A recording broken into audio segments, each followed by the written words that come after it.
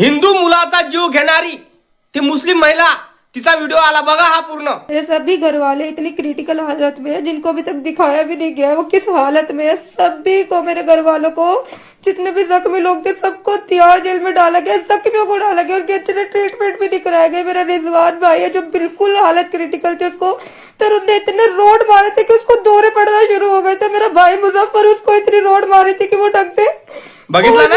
तो वही बेहोश होकर मला गिर तिला गया एकच था। म्हणायचं, उन लोगों के लिए हरामखोरला क्यों माधव आवाज जोधला, उठाई जा रही है? मेरे तू घर कशाला वालों को इतनी मारायला गेली होती त्या रोडानी?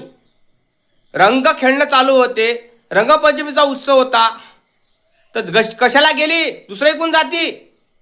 त्या बाहेर निघतीच नाही, काय गरज पडली तुले?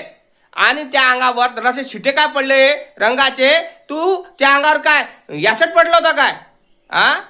रोजे चालू आहे ना, रोजे चालू आहे ना, तर परमेश्वराने हे सांगितलं का तुले कत्ल कर म्हणून दुसऱ्याचा?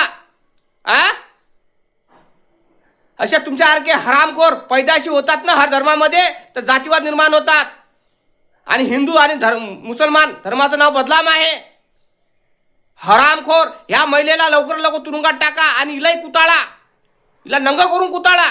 हिनं एका मुलीचा बाप मारला, परिवाराचा मुलगा मारला। अरे 6 वर्षाच्या मुलीचा गुन्हा काय होता? फक्त शिटेच पडले काय?